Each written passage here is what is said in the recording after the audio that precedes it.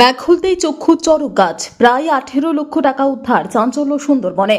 দ্বিতীয় দফা নির্বাচনের প্রাক্কালে দক্ষিণ 24 পরগনার সুন্দরবন পুলিশ জেলার অন্তর্গত মন্দির বাজার থানায় ছোট মন্দির এলাকায় বিপুল পরিমাণ নগদ টাকা উদ্ধারের ঘটনায় চাঞ্চল্য ছড়ায়।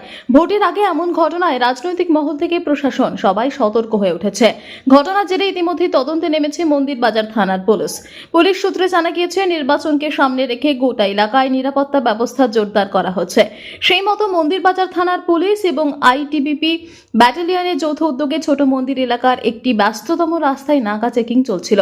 প্রতিটি গাড়ি ও সন্দেহজনক ব্যক্তিকে থামিয়ে তল্লাশি চালানো হচ্ছিল, যাতে কোনো বেআইনি কার্যকলাপ রোখা যায়। এই সময় একটি মোটর বাইকে করে 3 জন যুবক ওই এলাকা দিয়ে যাচ্ছিল। তাদের গতিবিধি কিছুটা সন্দেহজনক মনে হওয়ায় পুলিশ বাইকটিকে থামানোর নির্দেশ দেয়। বাইকটি থামতেই আচমকা এক যুবক নেমে দ্রুত এলাকা ছেড়ে পালিয়ে যায়। ঘটনায় কিছুটা হচ্চকিত হলেও তৎপরতার সঙ্গে বাকি 2 যুবককে আটক করে পুলিশ। এরপর আটক যুবকদের কাছে থাকা একটি ব্যাগ তল্লাশি করা হয়। তল্লাশি চালাতেই চমকে ওঠেন কর্তব্যরত পুলিশ কর্মীরা। ব্যাগের ভেতর থেকে উদ্ধার হয় নগদ 17,50,000 টাকা। এত বড় অঙ্কের টাকা দেখে সঙ্গে সঙ্গে 2 যুবককে আটক করে থানায় নিয়ে যাওয়া হয়। শুরু হয় জিজ্ঞাসাবাদ। পুলিশ জানিয়েছে, আটক 2 যুবকের নাম অর্ঘ্য পুরকাইত ও শুভদীপ হালদার। তারা দুজনেই মন্দির বাজার থানার অন্তর্গত লক্ষ্মীকান্তপুর এলাকার বাসিন্দা। প্রাথমিক জিজ্ঞাসাবাদে তারা টাকার সঠিক উৎস বা বহনের উদ্দেশ্য সম্পর্কে সন্তোষজনক কোনো উত্তর দিতে পারেনি বলে জানা গিয়েছে। ফলে সন্দেহ আরও ঘনীভূত হয়েছে।